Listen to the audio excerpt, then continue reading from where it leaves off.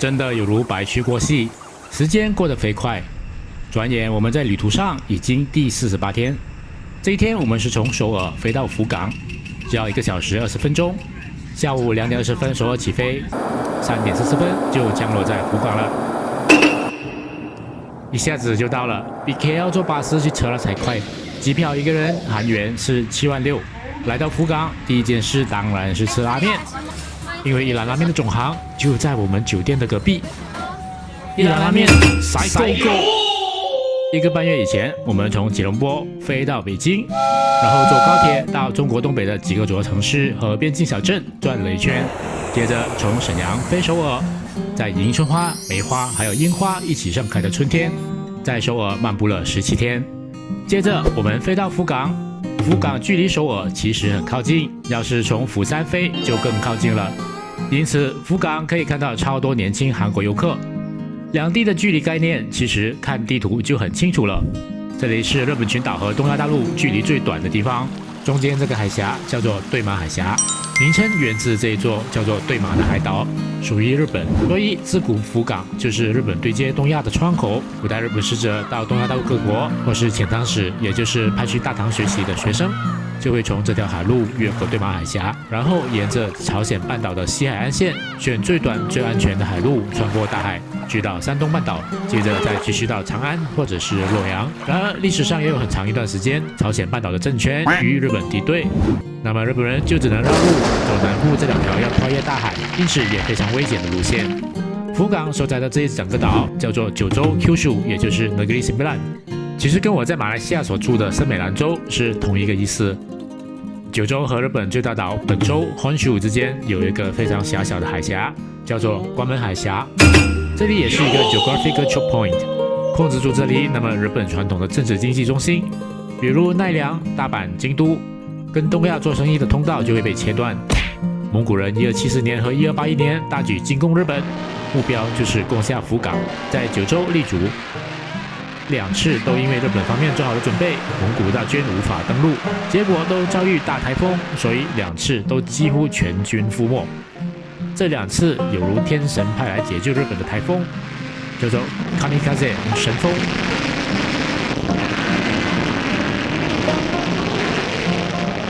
从机场过来市区有地铁，直接可以到市区最热闹的博多区的中州春丹站。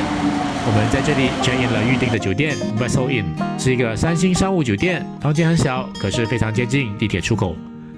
然后出门就是繁忙的中州老街区，还有悠闲的河口景色，旁边就是一兰拉面总行。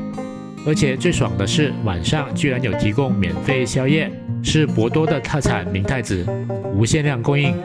还有白饭和海苔，随便你吃，也有不少和果子。晚上逛完回到酒店，可以贪小便宜享用一下。之后我们对福冈比较熟悉了，就改为住到了下一站的天神天津车站的 Ascent Hotel。很快就要放长假，酒店价格顺势就涨了超过3倍。天津区最热闹，是福冈的精华购物区，吃吃喝喝的更多，晚上还可以体验这种叫做舞台亚带的小贩摊子。虽然街边的小摊子在中国和首尔都很常见，但是在日本只有福冈才比较多，所以也是福冈的特色。食物价格有便宜一点点，主要就是体验一下日本昭和时代的生活方式。我们过来日本，除了因为从首尔过来非常靠近，机票非常划算，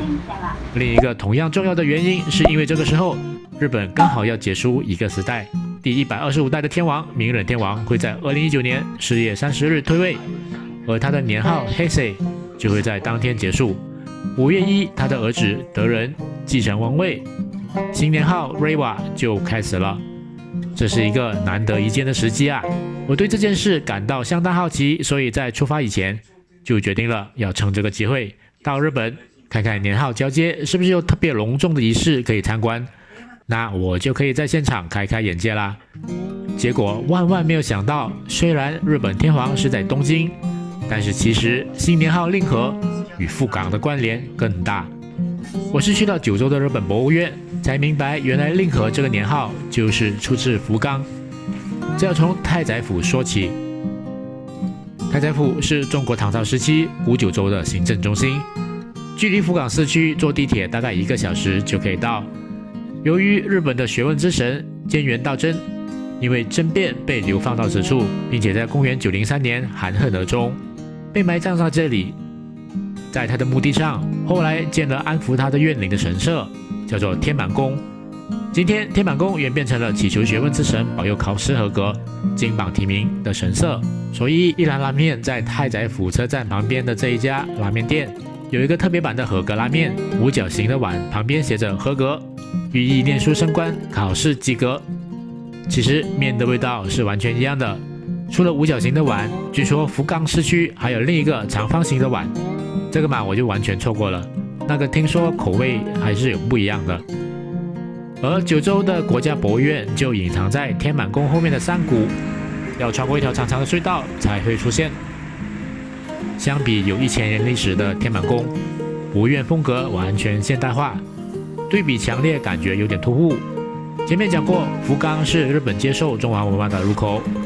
在公元630到894年之间，前往长安学习的遣唐使出发和归来，都在太宰府这里接受官府的安排。同样的，外国人到日本也会被安排住在这里，所以太宰府成了见多识广的汉学文人的聚集处。遣唐使后期，太宰府的汉学学者们受中国《兰亭集》的启发，整理了日本古诗和当时遣唐使们的杰作，在大约公元759年，编辑了属于日本的古诗精品集《万叶集》。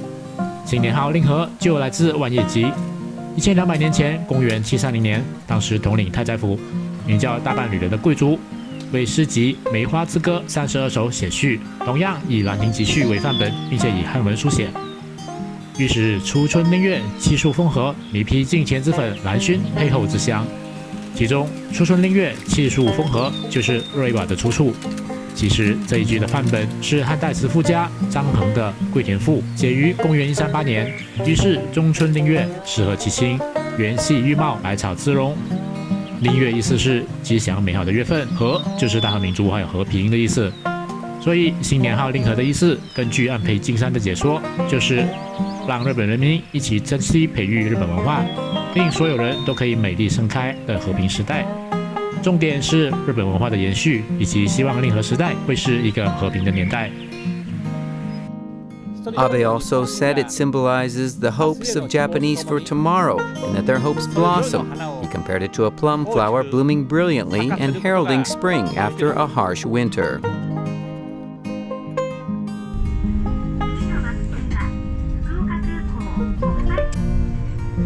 先在福冈住了4天，接着我们去了长崎、熊本、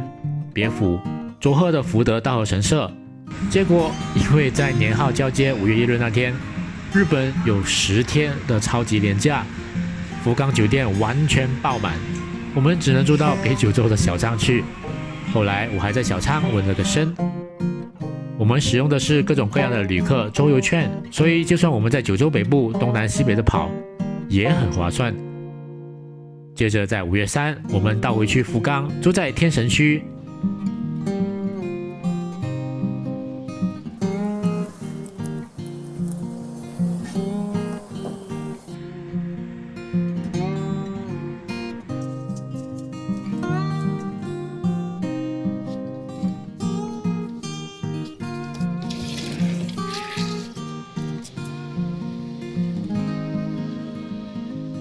因为5月3日和4日在福冈有一个840年历史的街头庆典，叫做 Hakata Dontaku 博多东达谷海港节，这是一个游行庆典。我们一直都很想参观日本的游行庆典或是游神庆典，这一次在福冈算是有体验了一下。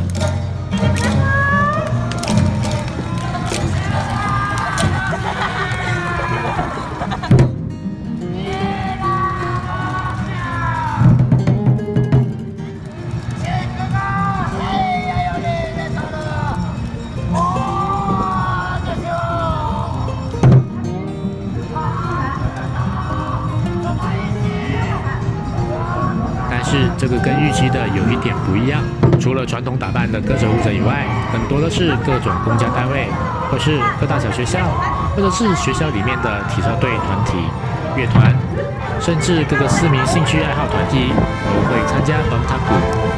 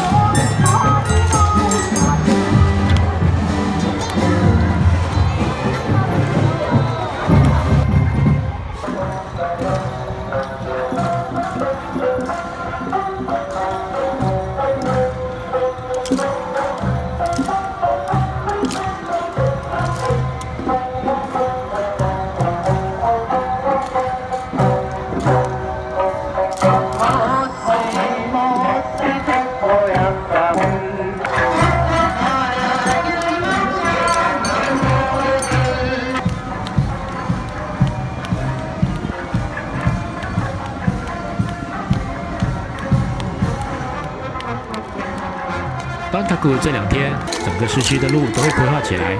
汽车不可以进入，划分出游行区和参观区，所以人们也不可以擅自横跨游行路线。那天是11点多，我们吃过午餐之后，快12点10分，我们看到当地老人家们已经带着小板凳在路边坐着等。我们心想，跟着本地人坐准没有错，于是看准太阳的方位，找了一个会一直阴凉的角落，从12点就喜滋滋的站着那个风水位。结果啊，游行队伍却是快2点才经过我们面前。